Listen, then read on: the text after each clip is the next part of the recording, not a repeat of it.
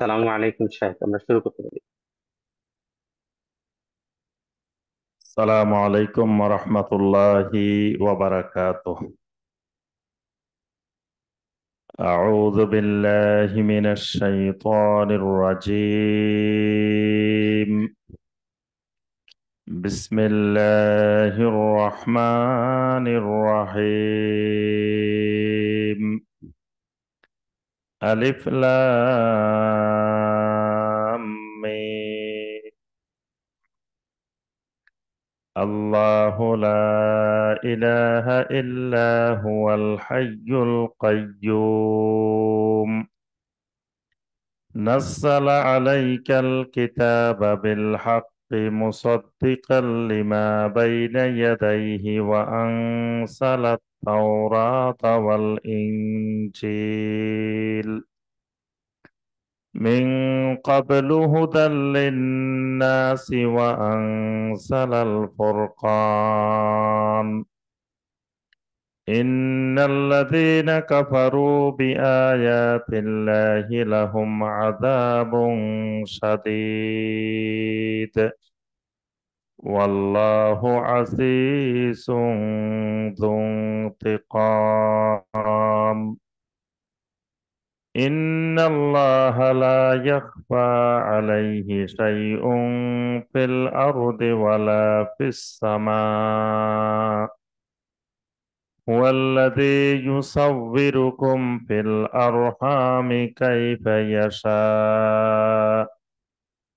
لا إله إلا هو العزيز الحكيم.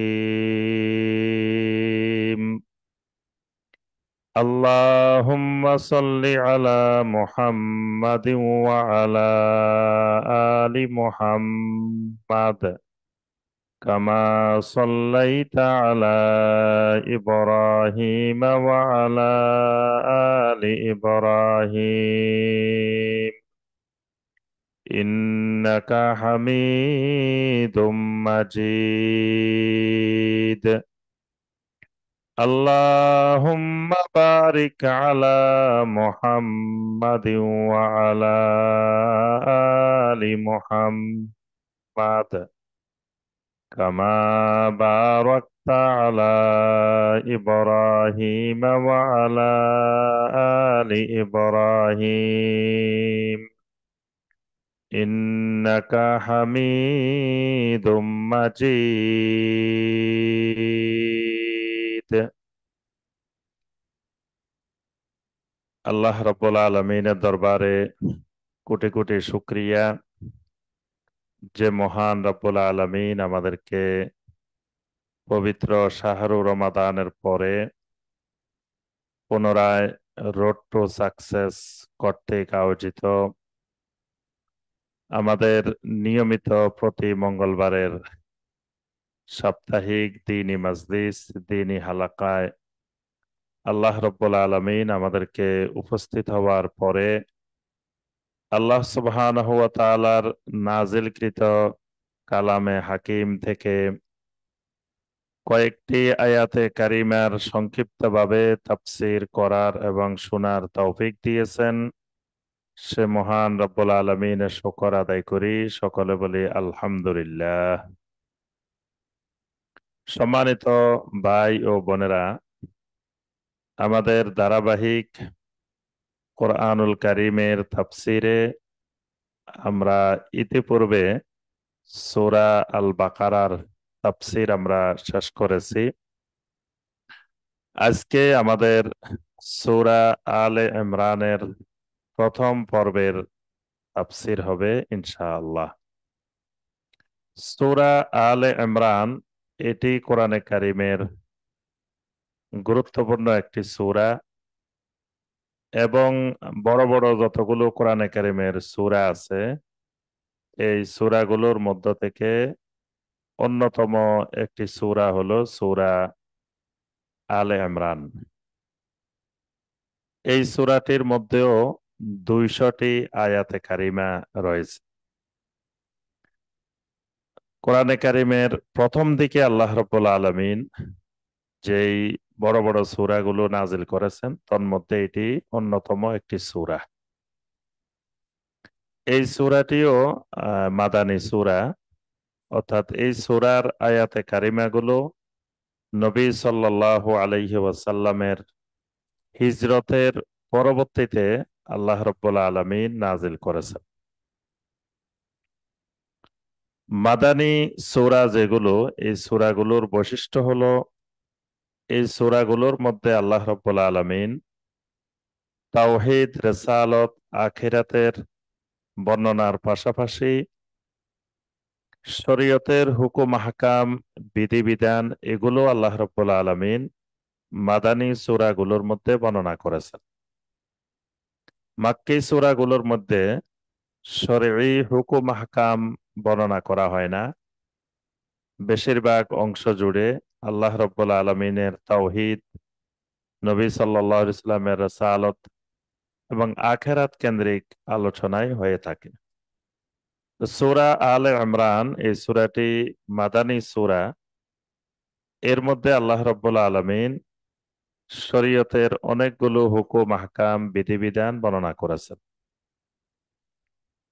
এই সূরাটির মধ্যে কয়েকটি গুরুত্বপূর্ণ দিক আলোচনা রয়েছে। একটি হলো নবী সাল্লাল্লাহু আলাইহি ওয়াসাল্লাম মক্কা মুকাররমা যখন তাওহীদের দাওয়াত দিয়েছেন, এখানে এক শ্রেণীর কুফফার ছিল, অর্থাৎ এখানে শুধুমাত্র মুশরিক, যারা যারা পৌত্তলিক, যারা মূর্তি পূজারী, এই ধরনের শুধু মুশরিকেরাই এই মক্কা মুকাররমায় বিদ্যমান ছিল।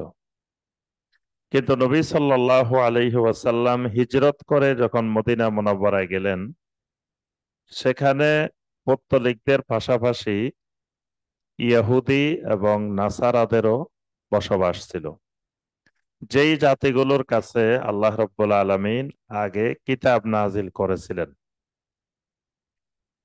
এবং এই ইহুদি এবং নাসারা, এই জাতি মদিনার মুশরিকদের কাছে, ইয়াসরিবের লোকদের কাছে, তারাও এরকম আল্লাহর কিতাবের কথা বলতো, আখিরাতের কথা বলতো, নবী রাসূলদের কথা বলতো।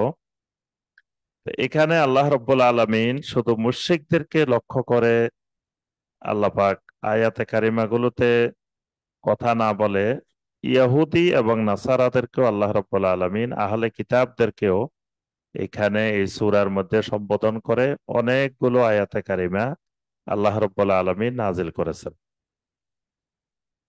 নবী সাল্লাল্লাহু আলাইহি ওয়াসাল্লামের কাছে নাজরানের খ্রিস্টানদের একটি বড় প্রতিনিধি দল নবী সাল্লাল্লাহু আলাইহি ওয়াসাল্লামের সাথে দেখা করতে এসেছিলেন। তারা নবী সাল্লাল্লাহু আলাইহি ওয়াসাল্লামকে অনেকগুলো প্রশ্ন করেছিলেন। নবী সাল্লাল্লাহু আলাইহি ওয়াসাল্লাম ওই নাজরানের খ্রিস্টানদের প্রশ্নগুলোর জবাব দিয়েছিলেন। তারা ঈসা আলাইহিস সালাম সম্পর্কে, মরিয়ম আলাইহিস সালাম সম্পর্কে, এরকম অনেকগুলো বিষয় সম্পর্কে তারা জানতে চেয়েছিল। তো সূরা আলে ইমরানের বিশাল অংশ জুড়ে আল্লাহ রাব্বুল আলামিন ওই নাজরানের খ্রিস্টানদের প্রতিনিধি দলের যে সকল প্রশ্ন ছিল, আল্লাহ পাকের সকল প্রশ্নের উত্তর এবং ঈসা ইবনে মারিয়াম আলাইহিমাস সালাম সম্পর্কে বিস্তারিত ধারণা এই সূরা আলে ইমরানের মধ্যে আল্লাহ পাক আলোচনা করেছেন। এই সূরার নামকরণ করা হয়েছে আলে ইমরান। আল্লাহ রাব্বুল আলামিন এই সূরার মধ্যে কয়েকজন নবীর কথা আল্লাহ পাক বলছেন যে এদেরকে আল্লাহ রাব্বুল আলামিন সমগ্র বিশ্ববাসীর উপরে আল্লাহ পাক মনোনীত করেছেন। এই সূরার ৩৩ নম্বর আয়াতে কারিমায় আল্লাহ সুবহানাহু ওয়া তাআলা বলছেন, ইন্নাল্লাহা আস্তাফা আদামা ওয়া নূহা ওয়া আলা ইব্রাহিমা ওয়া আলা ইমরানা আলাল আলামিন। আল্লাহ রাব্বুল আলামিন আদমকে, নূহকে এবং ইব্রাহিমের বংশধরকে এবং ইমরানের বংশধরকে আল্লাহ রাব্বুল আলামিন সমগ্র বিশ্ববাসীর উপরে মনোনীত করেছেন। এখানে আল্লাহ রাব্বুল আলামিন যেই আলে ইমরান বলছেন, এই আলে ইমরান, এখানে আল্লাহ পাক উল্লেখ করেছেন আলে ইমরান থেকে এই সূরাটির নামকরণ করা হয়েছে সূরা আলে ইমরান। আলে ইমরান বলতে ইমরানের বংশধর, সম্ভ্রান্ত বংশ বোঝানোর জন্য আহাল না বলে আরবি ভাষায় আল বলা হয়। আহাল এবং আল একই অর্থ, কিন্তু সম্ভ্রান্ত বংশ হইলে তখন আহাল না বলে আল বলা হয়।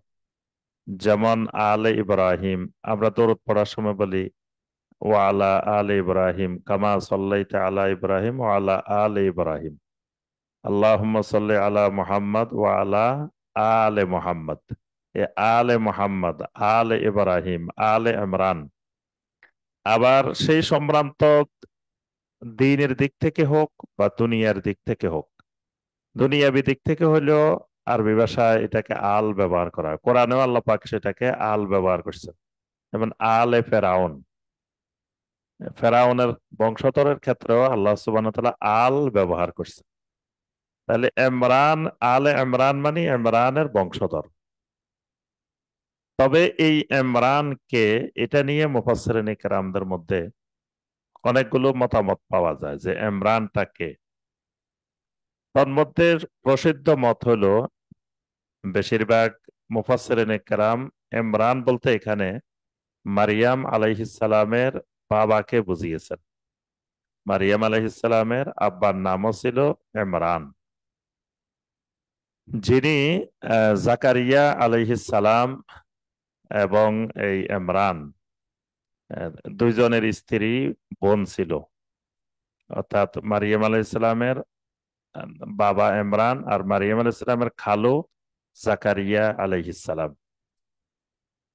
জাকারিয়া আলাইহিস সালামের ঘরে আল্লাহ পাক ইয়াহিয়া আলাইহিস সালামকে দান করেছেন, আর ইমরানের ঘরে আল্লাহ রাব্বুল আলামিন মারিয়াম আলাইহিস সালামকে আল্লাহ সুবহানাহু ওয়া তাআলা দান করেছেন।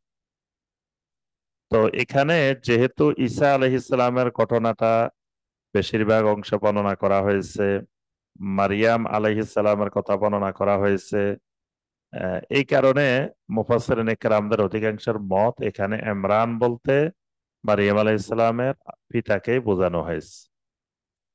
কারো কারো মতে এখানে ইমরান বলতে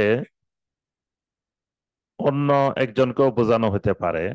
যেমন মুসা আলাইহিস সালামের বাবার নামও কেউ কেউ বলছেন ইমরান। তো যেহেতু সেই বংশেও অনেক নবী এসেছেন, মুসা আলাইহিস সালাম, হারুন আলাইহিস সালাম, তারপরে পরবর্তীতে আরো অনেক নবী এসেছেন, এই কারণে কেউ কেউ আলে ইমরান বলতে মুসা আলাইহিস সালামের পিতা ইমরানকে বুঝিয়েছেন। তো এখানে আহ, এখানে আল্লাহ রাব্বুল আলামিন আলে ইমরানকে একটা সম্ভ্রান্ত বংশ এবং তাদেরকে পৃথিবীর উপরে শ্রেষ্ঠত্ব দিয়েছেন, এই হিসাবে সূরাটির নাম আলে ইমরান করেছেন। আমরা এই সূরার মূল তাফসিরে আসি। আল্লাহ রাব্বুল আলামিন সূরাটি শুরু করেছেন হুরুফে মুকাত্তাআত দিয়ে। সূরা আল বাকারাও শুরু হয়েছে আলিফ লাম মিম দিয়ে। এই সূরা আলে ইমরানও শুরু হয়েছে আলিফ লাম মিম দিয়ে।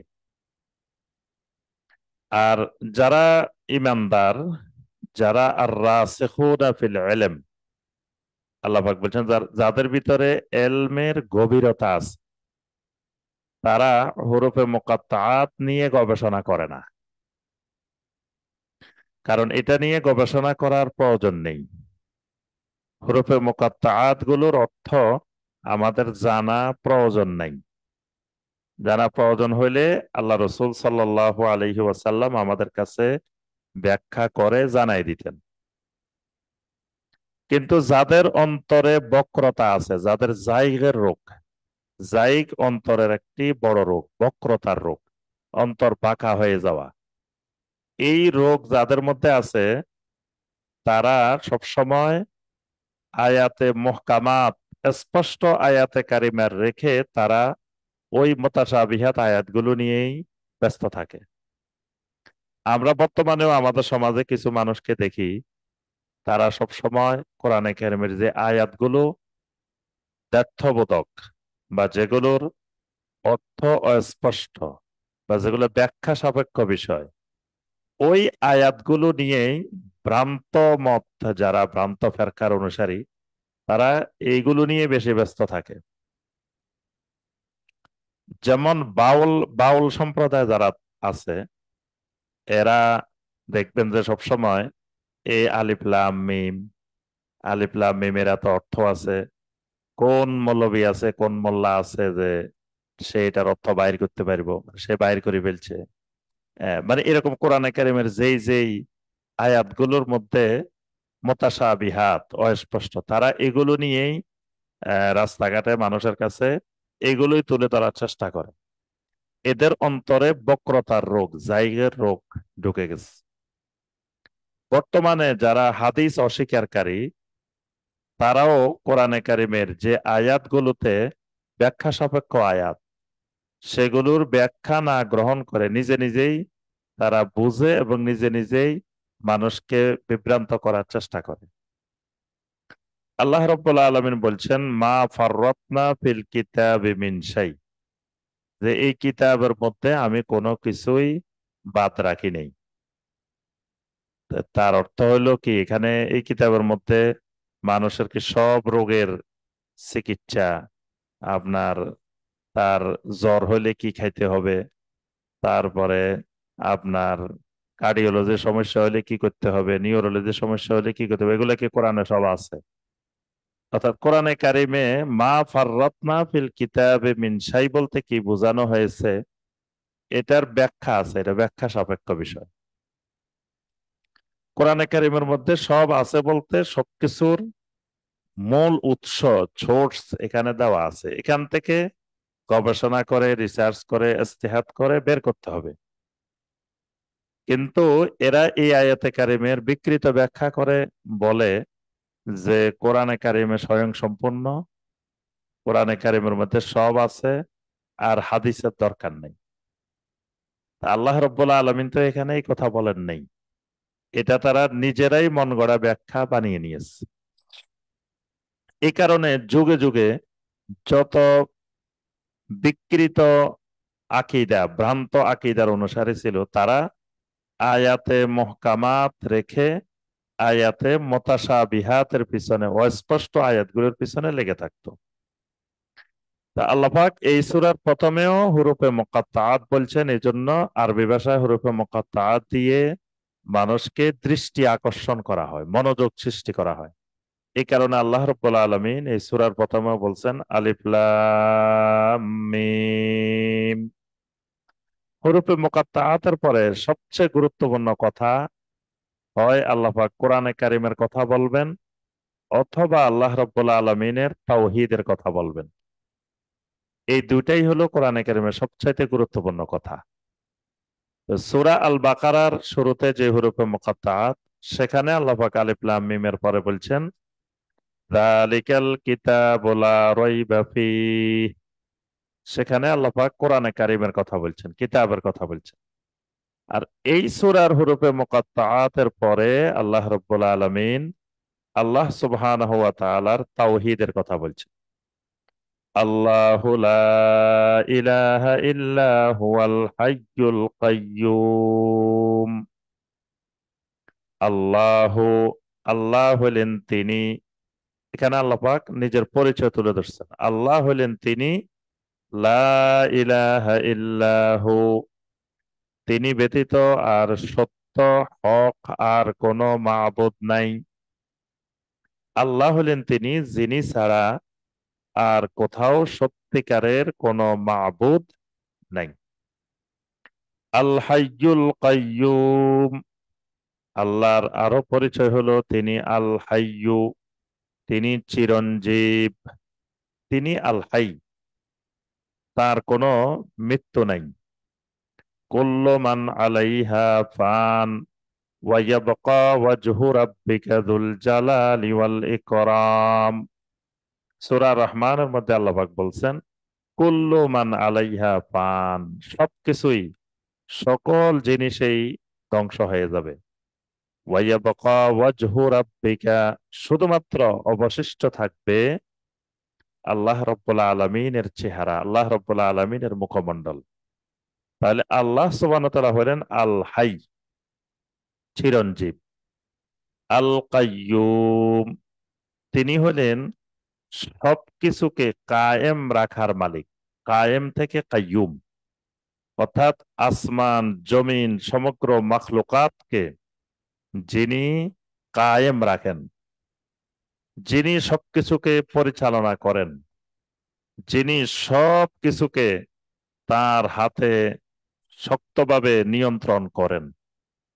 অর্থাৎ তিনি যেমন হাই, চিরঞ্জীব, তেমনি তিনি সবকিছুর একক পরিচালনাকারী, একক ব্যবস্থাপনাকারী, এককভাবে তিনি সবকিছুকে নিয়ন্ত্রণকারীও।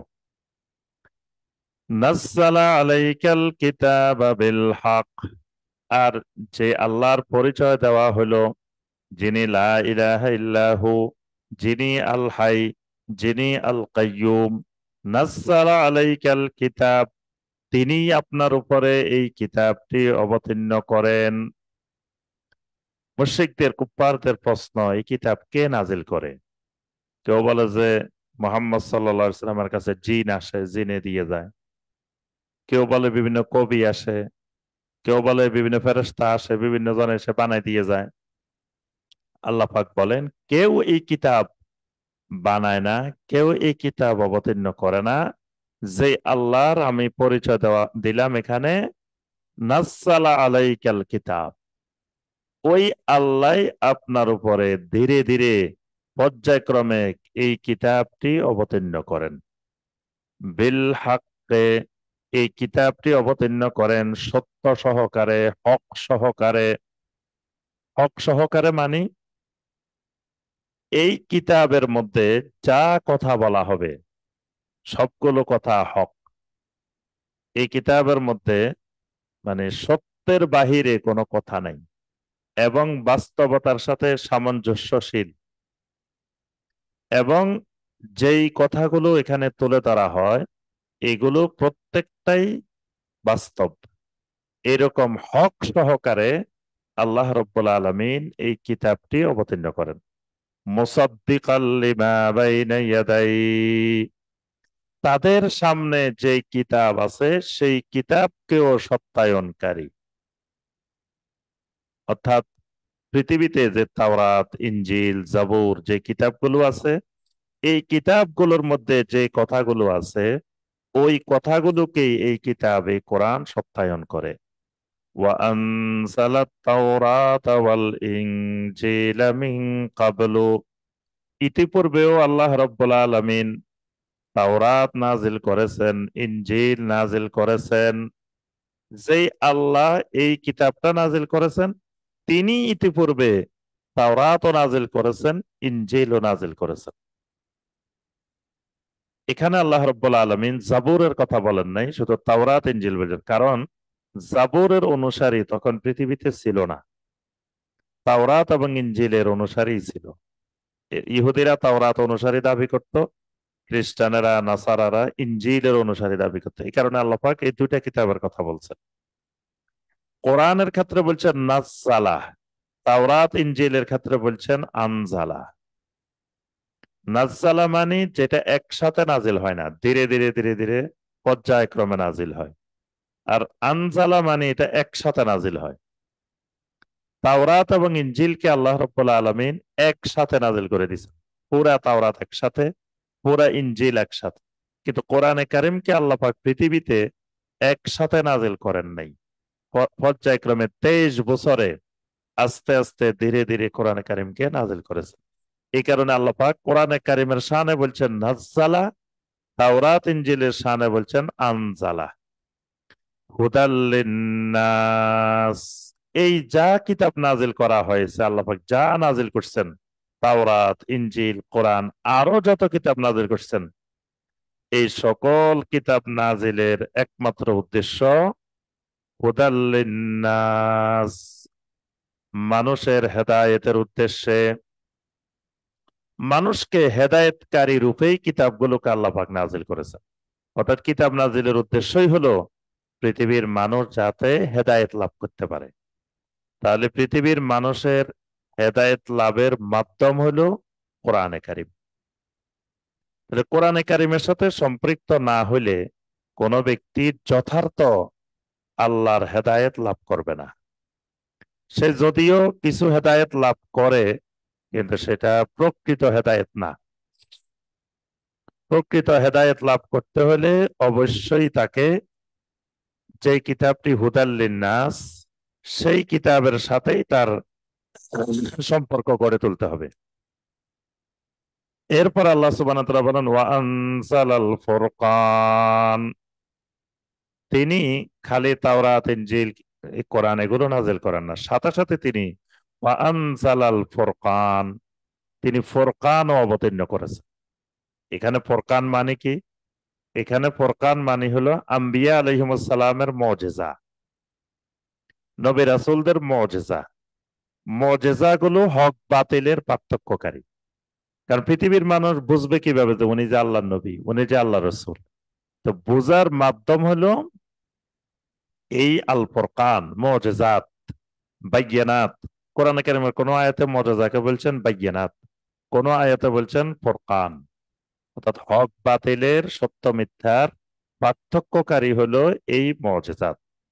এই মুজিজাতের বাহিরেও যেই কিতাবটা আল্লাহ পাক যেই যুগে নাজিল করছেন, ওই কিতাবটাও ফুরকান। তাওরাত ও ফুরকান, ইনজিল ও ফুরকান, জাবুর ও ফুরকান।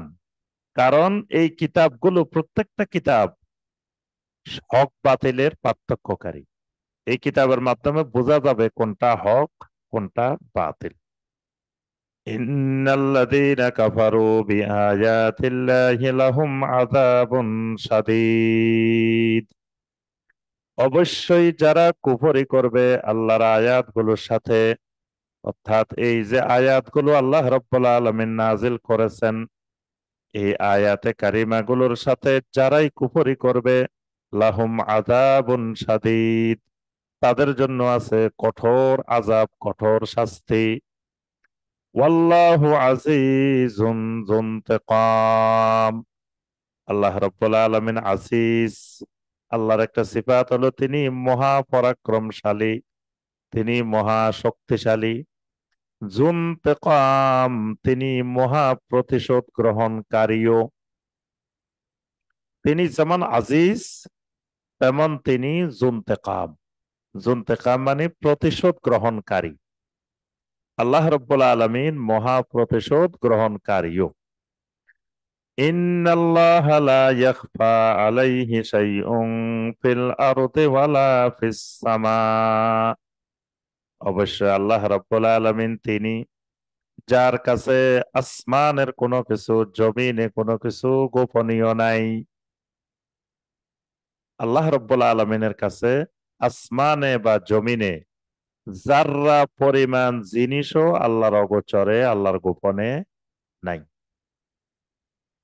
তিনি হলেন আল্লাহ। এই আয়াতে কারিমার মধ্যে আল্লাহ রাব্বুল আলামিন আমাদেরকে মোরাকাবার নির্দেশ দিয়েছেন। মোরাকাবা, মোরাকাবা মানে নিজেকে সবসময় আল্লাহ সুবহানাহু ওয়া তাআলার পর্যবেক্ষণের মধ্যে রাখা। আল্লাহ পাক আমাকে দেখতেছেন, আল্লাহ পাক আমার কথা শুনতেছেন, আমি মনে কি কি চিন্তা করতেছি এটাও আল্লাহ পাক জানতেছেন। তাহলে এই আল্লাহ রাব্বুল আলামিনকে সর্বাবস্থায় রাকিব হিসাবে গ্রহণ করে নেওয়া, এটাকে শরীয়তের ভাষায়, কোরআন সুন্নাহর ভাষা বলা হয় মোরাকাবা। তো এখানে আল্লাহ পাক বলছেন যে আসমান জমিনের কোনো কিছুই আল্লাহ রাব্বুল আলামিনের অগোচরে নাই, গোপনে নাই। তো তাহলে আমি যা করি, যা বলি, আমার আল্লাহ দেখতেছেন, আল্লাহর অগোচরে নাই। কেউ যদি নিজেকে মনে করে যে সার্বক্ষণিক আমার আল্লাহ সবকিছু আমাকে দেখতেছেন, তাহলে এই ব্যক্তির পক্ষে আল্লাহর নাফরমানি করা সম্ভব না। হুয়াল্লাযী ইউসাউযিরুকুম ফিল আরহামি কাইফা ইয়াশা, তিনি সে আল্লাহ যিনি রেহেমের মধ্যে, মায়ের পেটের মধ্যে, জরায়ুর মধ্যে তিনি তোমাদেরকে আকৃতি দান করেছেন, সূরত দান করেছেন। সুবহানাল্লাহ। কাকে কোন আকৃতিতে, কোন গঠনে, কিভাবে আল্লাহ সৃষ্টি করবেন, তিনি সেই আল্লাহ যিনি এককভাবে ইউসাফফিরুকুম ফিল আরহাম, রেহেমের মধ্যে, জরায়ুর মধ্যে তিনি তোমাদেরকে আকৃতি দান করেছেন, সৃষ্টি করেছেন। কাইফা ইয়াশা, যেভাবে তিনি চেয়েছেন, যেভাবে তিনি ইচ্ছা করেছেন। অর্থাৎ বান্দা রেহেমের মধ্যে, মায়ের পেটের মধ্যে আল্লাহ পাক যেভাবে চেয়েছেন, আল্লাহর একক নিয়ন্ত্রণে আল্লাহ রব্বুল আলামিন তাকে একটা নির্দিষ্ট আকৃতি দান করেছেন। লা ইলাহা ইল্লা হুয়াল আজিজুল হাকিম। তিনি হলেন আল আজিজ, মহাপরাক্রমশালী। আল হাকিম, তিনি মহাপ্রকৌশলী। তিনি ব্যতীত আর সত্য কোনো মাবুদ নাই। হুয়াল্লাযী আনজালা আলাইকাল কিতাব, তিনি সে আল্লাহ যিনি আপনার উপরে এই কিতাবটি নাজিল করেন। মিনহু আয়াতুম মুহকামাতুন, এই কোরআনের মধ্যে, এই কিতাবের মধ্যে কিছু আয়াত আছে মুহকামাত, স্পষ্ট। কিছু আয়াত আছে একেবারে স্পষ্ট আয়াত, যেটা বোঝার জন্য কঠিন আকারে কোনো ব্যাখ্যা, বিশ্লেষণ, তাফসীর লাগে না, যেটা সহজেই বোঝা যায়। স্পষ্টভাবে আল্লাহ পাক বলে দিছেন, হুন্না হুন্না উম্মুল কিতাব। এই আয়াতে মুহকামাত গুলাই হলো উম্মুল কিতাব, মানে কিতাবের মূল অংশ। আল্লাহর কিতাবের মূল জিনিস হলো আয়াতে মুহকামাত। অর্থাৎ আল্লাহ পাক আয়াতে মুহকামাত গুলো নাজিল করেছেন মানুষকে বোঝার জন্য, জানার জন্য, আমল করার জন্য। ওয়া উখারু মুতাশাবিহাত, আবার এই কিতাবের মধ্যে কিছু আয়াত আছে যেগুলো অস্পষ্ট, মুতাশাবিহাত। ওয়া আম্মাল্লাযীনা ফী কুলুবিহিম যায়গুন, যে মানুষগুলোর অন্তরের মধ্যে বক্রতা আছে, বক্রতার রোগ আছে। ফায়াত্তাবিউনা মা তাশাবাহা মিনহু, তারা আল্লাহর কিতাব থেকে ওই সাদৃশ্যপূর্ণ, ওই মুতাশাবিহাত আয়াত গুলার অনুসরণ করে। যাদের অন্তরে ব্যাধি আছে, রোগ আছে, বক্রতা সৃষ্টি হয়েছে, এরা সবসময় ওই মুতাশাবিহাত আয়াতগুলোকে অনুসরণ করে। কি কারণে করে? ইবতিগা আল ফিতনাতি ওয়া ইবতিগা তা'বিলি, দুইটা উদ্দেশ্যে তারা এই আয়াত মুতাশাবিহাত অনুসরণ করে। একটা হলো ইবতিগা আল ফিতনা, ফিতনা সৃষ্টি করার উদ্দেশ্যে। আরেকটা হলো ওয়া ইবতিগা তা'বিলি, এটার ব্যাখ্যা দেওয়ার উদ্দেশ্যে। অর্থাৎ ওই আয়াত মুতাশাবিহাতের নিজেদের ইচ্ছা মতো ব্যাখ্যা দেওয়া শুরু করে। এই ব্যাখ্যা দেওয়ার জন্য আর মুমিনদের মধ্যে ফিতনা সৃষ্টি করার জন্য এই আয়াতে মুতাশাবিহাত গুলোকে তারা অনুসরণ করে। ওয়ামা ইয়ালামু তা'বিলাহু ইল্লাল্লাহ, আর এই আয়াতে কারিমা গুলোর ব্যাখ্যা আল্লাহ ছাড়া আর কেউ জানেন না। আল্লাহ পাক বলেন, এটা মানুষকে দায়িত্ব দেওয়া হয়নি যে তারা ব্যাখ্যা দিবে। যদি ব্যাখ্যা দেওয়া প্রয়োজনই হইতো, তাহলে নবী সাল্লাল্লাহু আলাইহি ওয়াসাল্লাম নিজেই এগুলো ব্যাখ্যা করে দিতেন। কারণ নবী সাল্লাল্লাহু আলাইহি সাল্লামকে আল্লাহ পাক দায়িত্বই দিছেন কোরআনে কারিমের ব্যাখ্যা করার জন্য, বয়ান করার জন্য। সূরা নাহলের ৪৪ নম্বর আয়াতে কারিমে আল্লাহ পাক বলছেন, ওয়া আনসালনা ইলাইকা যিকরা লিতুবাইয়িনা লিন-নাসি মা নুযিলা ইলাইহিম, আমি আপনার উপরে এই কিতাব নাজিল করি লিতুবাইয়িনা লিন-নাস, আপনি মানুষদেরকে বয়ান করে দিবেন, ব্যাখ্যা করে দিবেন। তাহলে কোরআনে কারিমের এই আয়াতগুলোর যদি বয়ান দরকার হতো, ব্যাখ্যা দরকার হতো, তা আল্লাহ রাব্বুল আলামিন তার রাসূলকে দিয়ে ব্যাখ্যা করাই দিতেন। তো এই কারণে আল্লাহ পাক বলেন, ওয়ামা ইয়ালামু তা'বিলাহু ইল্লাল্লাহ, এগুলোর ব্যাখ্যা আল্লাহ রাব্বুল আলামিন ছাড়া আর কেউ জানে না। ওয়ার-রাসিখুনা ফিল ইলমি ইয়াকুলুনা আমান্না বিহি, আর যে মানুষগুলো আর রাসিখুনা ফিল ইলমে, যে মানুষগুলোর এলমের মধ্যে গভীরতা আছে, গভীর জ্ঞানের অধিকারী, গভীর এলমের অধিকারী, এখানে আর রাসিখুনা ফিল ইলমে বলে সাহাবাই কেরামদেরকে বোঝানো হয়েছে। সাহাবাই কেরামদের একটা উপাধি দিয়েছেন আল্লাহ পাক, আর রাসিখুনা ফিল ইলমে, যে এরা এলমের মধ্যে, জ্ঞানের মধ্যে গভীর এলমের অধিকারী, গভীর জ্ঞানের অধিকারী। তো এরা বলে কি, ইয়াকুলুনা আমান্না বিহি, এরা আয়াতে মুতাশাবিহাত পেলে বলে উঠে আমান্না বিহি, আমরা এটার উপরে ঈমান আনলাম। কুল্লুম মিন ইনদি রাব্বিনা, আয়াতে মুহকামাত যেমন আমাদের রবের পক্ষ থেকে এসেছে, আয়াতে মুতাশাবিহাত একইভাবে আমাদের রবের পক্ষ থেকে এসেছে। তারা বলে কুল্লুম মিন ইনদি রাব্বিনা, সব আয়াতেই আমাদের রবের পক্ষ থেকে এসেছে।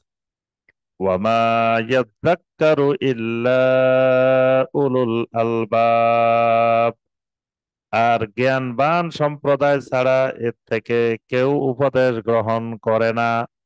অর্থাৎ এই কিতাব থেকে, এই কোরআন থেকে উপদেশ গ্রহণ করে যারা, তারা হলেন উলুল আলবাব, মানে তারা হলেন জ্ঞানবান।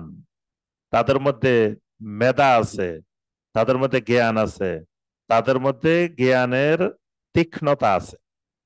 এই জন্য তীক্ষ্ণ জ্ঞানের অধিকারী, সূক্ষ্ম জ্ঞানের অধিকারীদেরকে বলা হয় উলুল আলবাব। এই জন্য জমিনে যত ইমানদার আছে সমস্ত ইমানদার জ্ঞানী, আর যত কাফের মুশরিক আছে সবাই জাহেল। মানে তাদের ইমান আনার মতো জ্ঞান যাদের কাছে নাই, তাদেরকে কোরআন সুন্নাহর ভাষায় জ্ঞানী বলে না। এই কারণে আল্লাহ পাক বলছেন ওয়ামা ইয়াযাক্কারু ইল্লা উলুল আলবাব, এই কিতাব থেকে শুধু উলুল আলবাবেরা, জ্ঞানীরাই উপদেশ গ্রহণ করে। আর যারা রাসিখুনা ফিল ইলম, যারা উলুল আলবাব, তারা সবসময় আল্লাহ রাব্বুল আলামিনের কাছে এই দোয়া করে। দোয়াটা কি? রব্বানা লা তুজিগ কুলুবানা বা'দা ইয হাদাইতানা, আয় আল্লাহ, আয় রব, আমাদেরকে হেদায়েত দান করার পরে আমাদের অন্তরগুলোকে বাঁকা করে দিও না। মানে আমাদের অন্তরে বক্রতার রোগ সৃষ্টি করে দিও না। ওয়াহাব লানা মিন লাদুনকা রহমা, আর আপনার পক্ষ থেকে আমাদেরকে রহমত দান করেন। কারণ এই দ্বীনের উপরে চলার জন্য, তাওহীদের উপরে চলার জন্য আপনার রহমত দরকার। সুতরাং আমাদের উপরে আপনার রহমত নাজিল করেন। ইন্নাকা আনতাল ওয়াহ্হাব, অবশ্যই আপনি হলেন মহান দাতা। আল্লাহর একটা সিফাত হলো ওয়াহ্হাব। ওয়াহাব মানে হেবা থেকে, মহান দাতা, যিনি খালি দিতেই থাকেন, দিতেই থাকেন, চাইলেই দিতে থাকেন, সীমাহীন দিতে থাকেন, তাকে বলা হয় আল ওয়াহাব। এজন্য বান্দা যা কিছু চাইবে ওয়াহাবের কাছে চাইবে। এখানে আল্লাহ রাব্বুল আলামিন ওয়াহাব সিফাতটা ব্যবহার করছেন। সুতরাং কেউ যদি আল্লাহ রাব্বুল আলামিনের কোন সিফাতকে, আল্লাহ রাব্বুল আলামিনের কোন নাম ধরে কাউকে গালিগালাজ করে, তাহলে ওইটা আল্লাহ সুবহানাহু ওয়া তাআলার সাথে চরম আকারের বেয়াদবি। এবং যারা এই বেয়াদবি করে আল্লাহ তাদেরকে শাস্তি দিবেন। আল্লাহ পাক বলছেন ওয়ালিল্লাহিল আসমাউল হুসনা ফাদউহু বিহা ওয়া দারুল্লাযীনা ইউলহিদুনা ফি আসমাইহি সায়ুজজাউনা মা কানু ইয়ামালুন।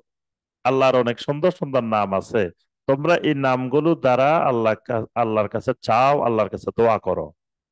আর যারা আল্লাহর নামগুলোকে বিকৃত করে, যারা আল্লাহর নামগুলোকে অস্বীকার করে, এদের থেকে তোমরা দূরে থাকো, এদেরকে পরিহার করো, আল্লাহ অচিরেই এদেরকে যাজা দিবেন।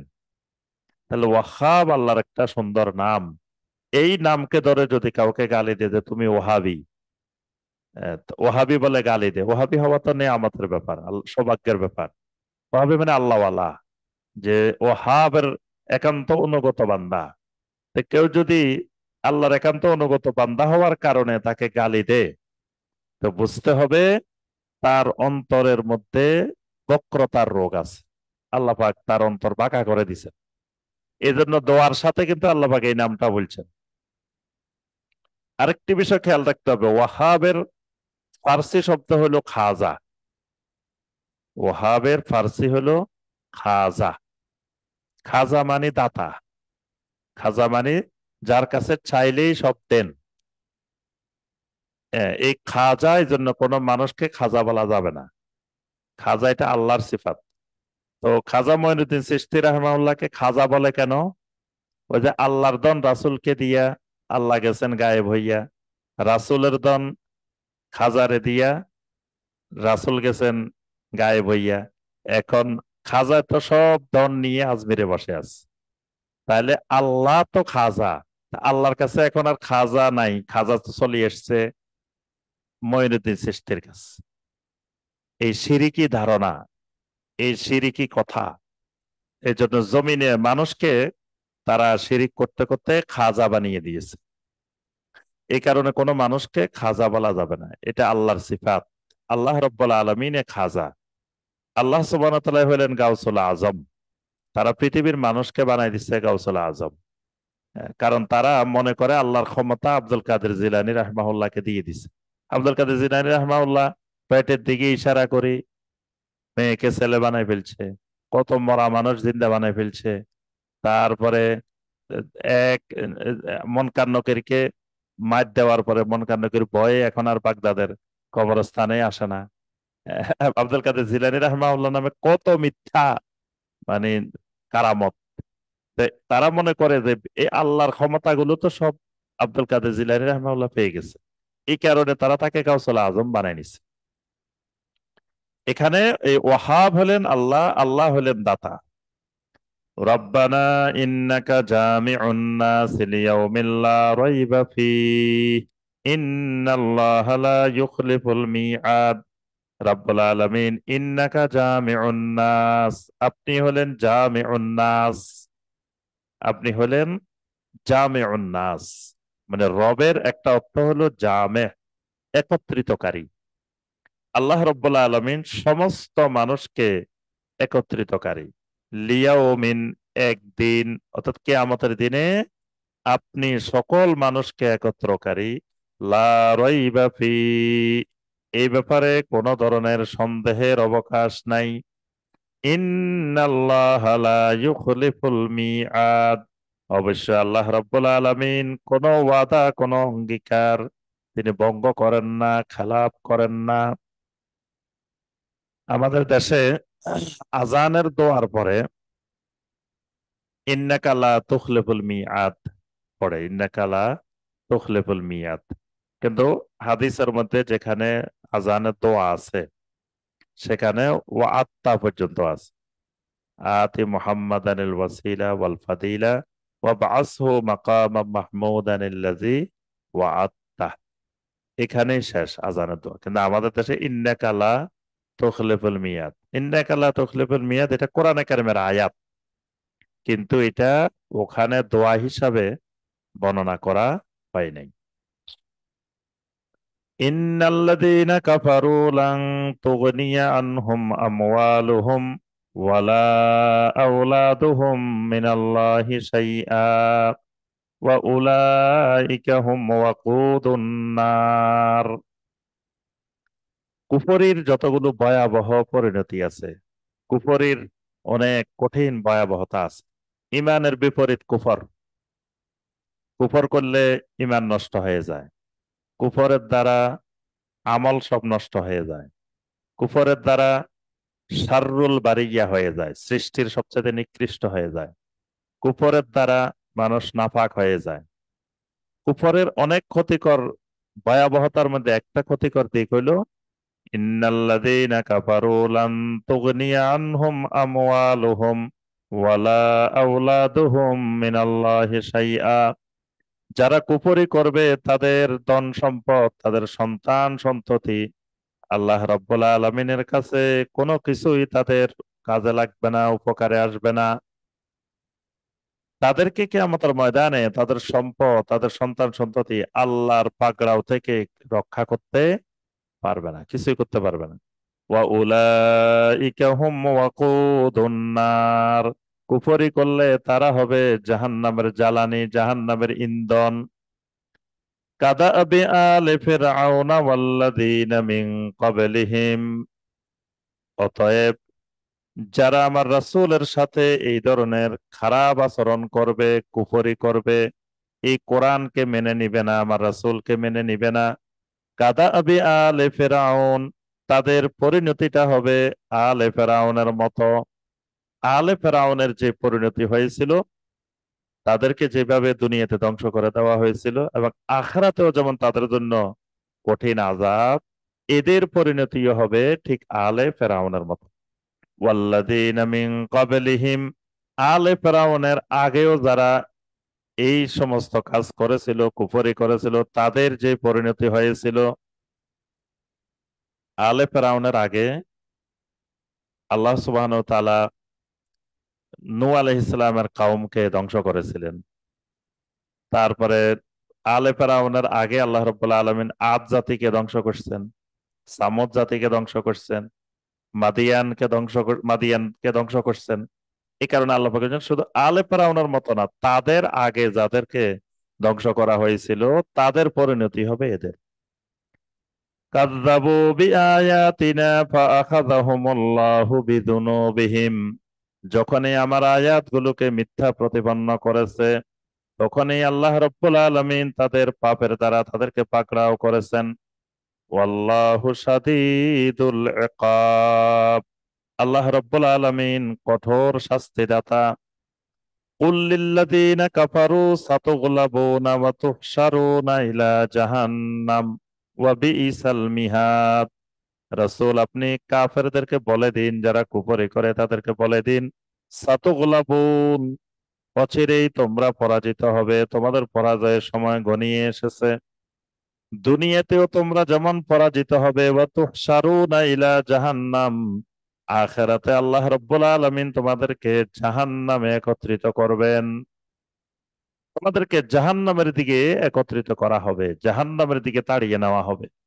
ওয়া বিইসাল মিহাদ, ওই জাহান্নাম কতই না নিকৃষ্ট স্থান, নিকৃষ্ট জায়গা। কাদ কানা লাকুম আয়াতুন ফি ফিয়াতাইনিল তাকাতা, তোমাদের জন্য বড় ধরনের আয়াত আছে, নিদর্শন আছে।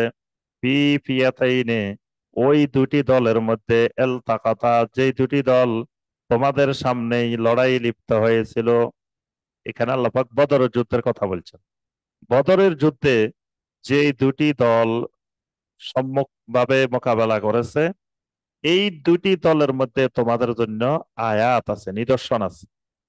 ফিয়াতুন তুকাতিলু ফি সাবিলিল্লাহ, এখানে এক দল লড়াই করেছেন আল্লাহর রাস্তায়।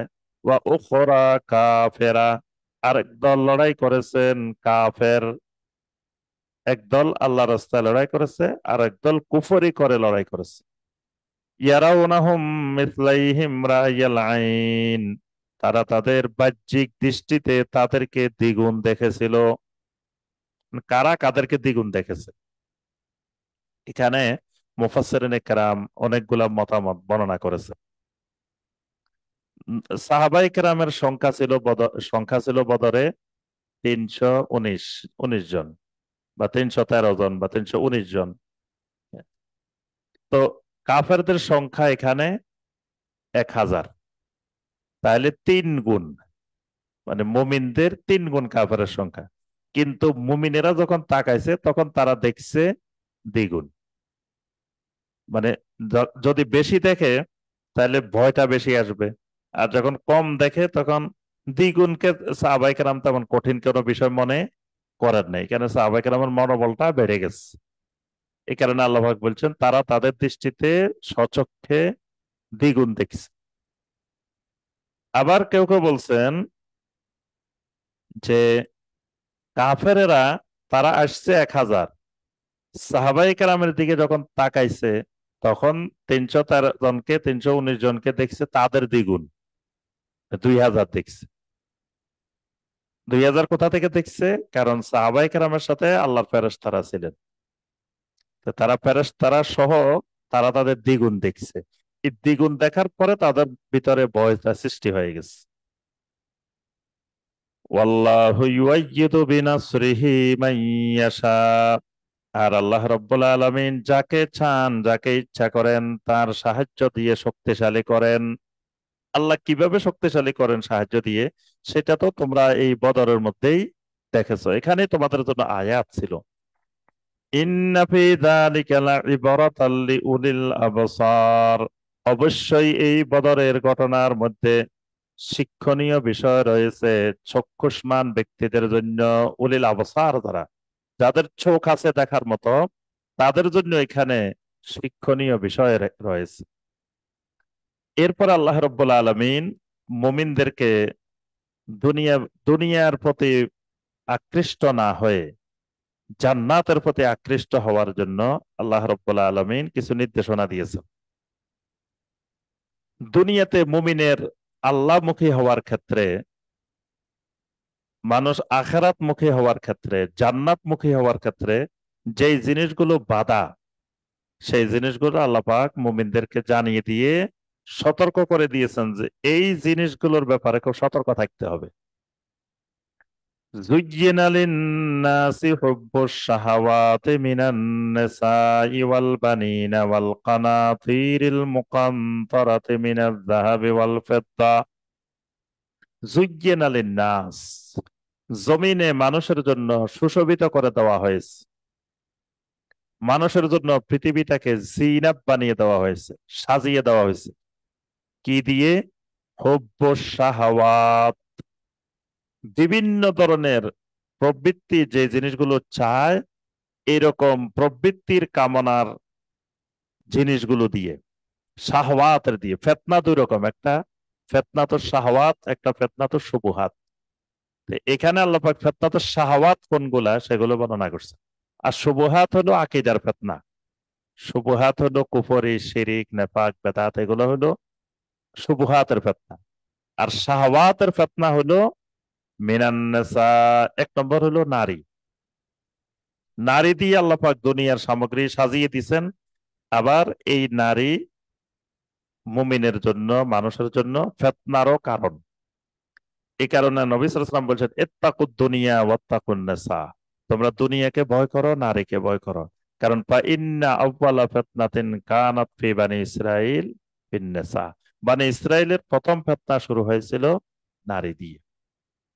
ওয়াল বানিন, সন্তান সন্ততি, জনবল, এখানে ছেলে মেয়েকেও বুঝেছে, আবার জনশক্তি। কারো পক্ষে যখন জনশক্তি দেখে, জনবল দেখে, তখন সে অন্যায় কাজ করার দিকে, জুলুমের দিকে সেই হাত বাড়ায়। ওয়াল কানাতিরিল মুকান্তারাতি মিনাজ যাহাবি ওয়াল ফিদ্দা, রাশি রাশি স্বর্ণ এবং রূপার স্তূপ, মানে বিশাল সম্পদ। ওয়াল খাইলিল মুসাওয়ামা, চিহ্নিত খুব উন্নত মানের ঘোড়া। উন্নত মানের ঘোড়া বলতে উন্নত মানের যানবাহন। এটা দিয়ে আল্লাহ দুনিয়াকে সুশোভিত করেছেন। এই কারণে প্রত্যেকটা ইঞ্জিন ঘোড়ার শক্তি দিয়ে পরিমাপ করা হয়।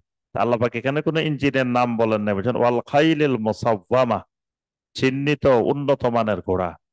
ওয়াল আনআম, চতুষ্পদ জন্তু। ওয়াল হারসে, ক্ষেত খামার, কৃষি খামার, ফসল, এগুলো দিয়ে আল্লাহ দুনিয়াকে সুশোভিত করেছেন। আবার এগুলোর মধ্যে আল্লাহ রাব্বুল আলামিন ফিতনাতুশ শাহওয়াতও রেখেছেন। যালিকা মাতাউল হায়াতিদ দুনিয়া, এগুলো দুনিয়ার জীবনের উপকরণ মাত্র। মানে দুনিয়ার জীবনে চলতে গেলে এগুলো লাগবে, কিন্তু আবার এগুলোর প্রতি কেউ যদি শাহওয়াতের দৃষ্টিতে আকৃষ্ট হয়ে যায় তাহলে সে বরবাদ হয়ে যাবে।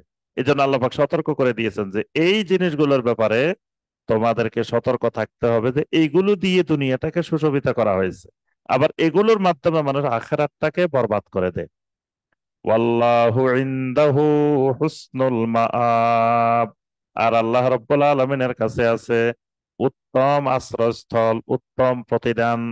অর্থাৎ এগুলার চেয়ে অনেক সুন্দর, অনেক উত্তম জিনিস আল্লাহ রাব্বুল আলামিনের কাছেই রয়েছে। আল্লাহ রাব্বুল আলামিন আমাদের সবাইকে কোরআনে কারিমের এই আয়াতগুলোর আলোকে আমল করার তৌফিক দান করুন। আল্লাহ রাব্বুল আলামিন আমাদেরকে কোরআনে কারিমকে জানার, বোঝার, কোরআনে কারিম দিয়ে আমাদের জীবনকে সাজানোর আল্লাহ পাক তৌফিক দান করুন। আমিন ইয়া রাব্বাল আলামিন। আমাদের আজকে সূরা আলে ইমরানের 14 নম্বর পর্যন্ত হয়েছে। পরবর্তী তাফসিরে 15 নম্বর আয়াতে কারিমা থেকে আমাদের তাফসির হবে ইনশাআল্লাহ। এখন সলাতুল আসরের বিরতি থাকবে, বিরতির পরে ইনশাআল্লাহ 5টা 10 থেকে আবার আমাদের প্রশ্নোত্তর পর্ব শুরু হবে ইনশাআল্লাহ।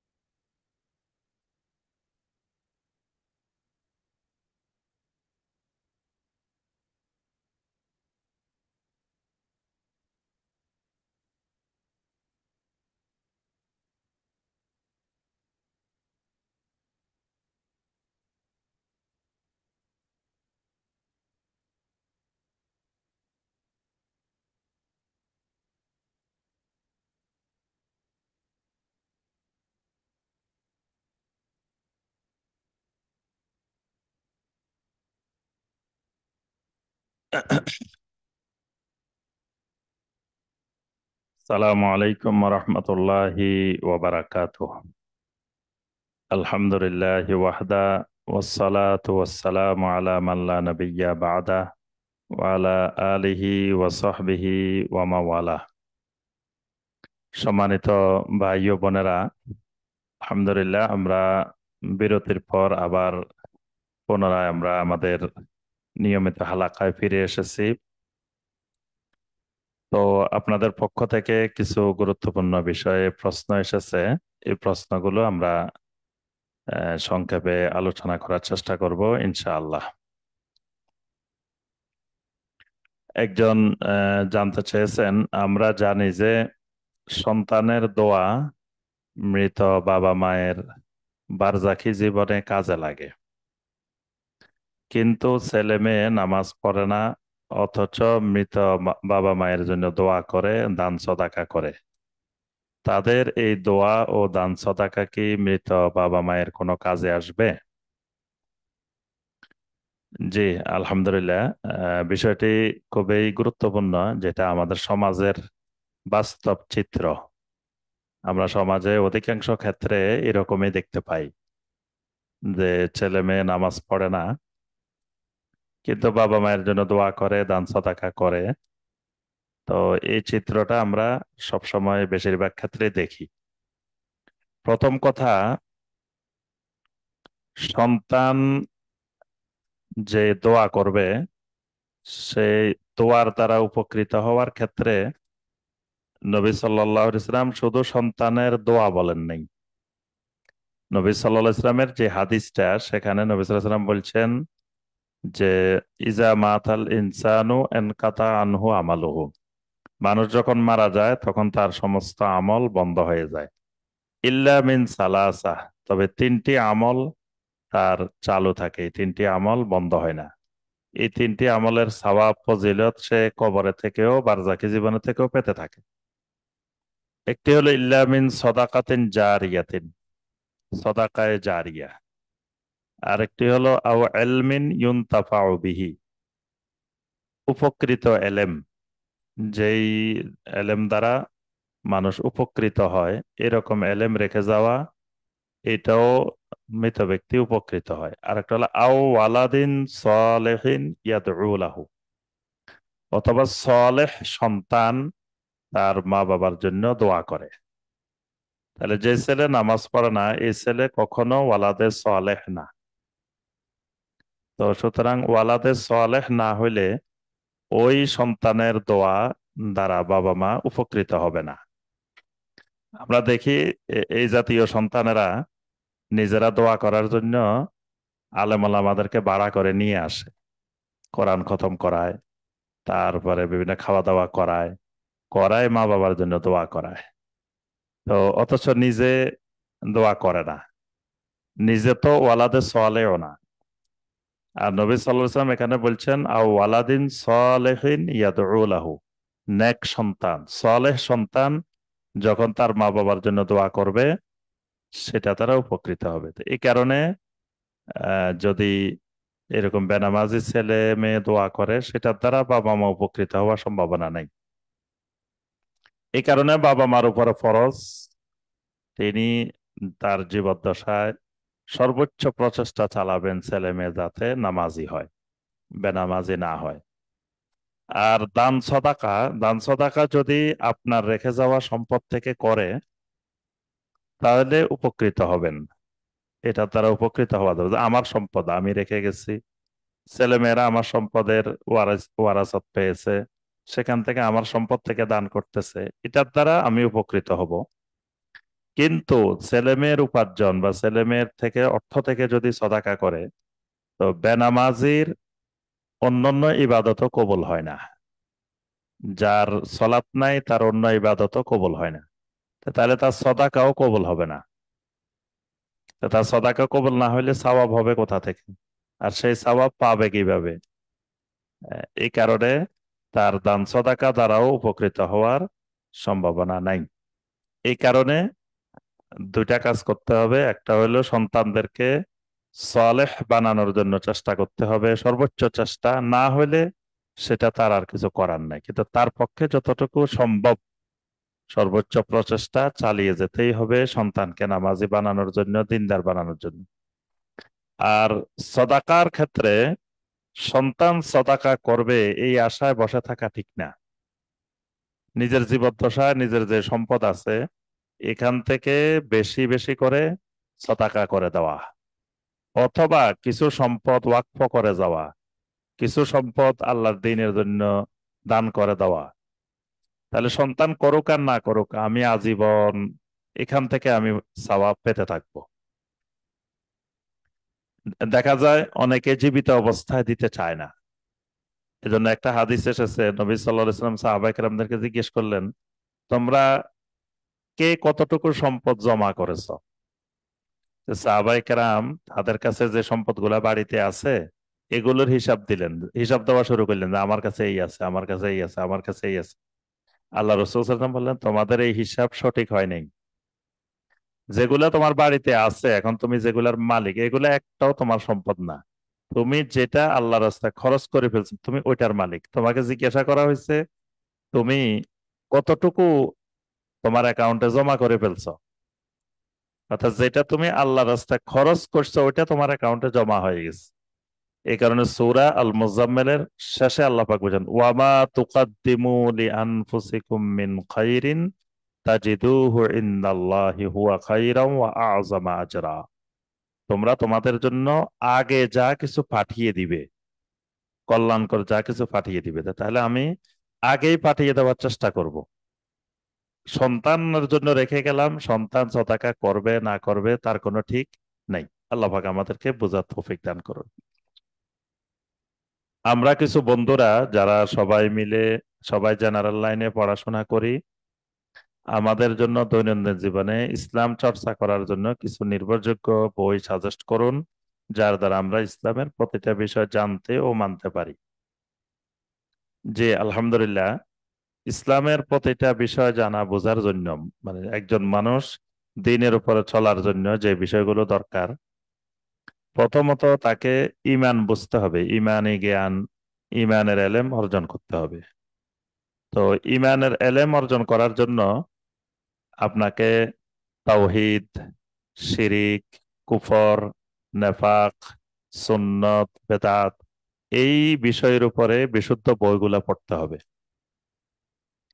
এই বিষয়ে আলহামদুলিল্লাহ আমার ওস্তাদ ডক্টর আব্দুল্লাহ জাহাঙ্গীর রাহিমাহুল্লাহর অনেকগুলা বই আছে। ইসলামী আকীদা, তারপরে ইহইয়াউস সুনান, তারপরে রাহে বেলায়াত, এরকম যে বইগুলো আছে এই বইগুলো দিয়ে আপনি শুরু করতে পারেন প্রথমে।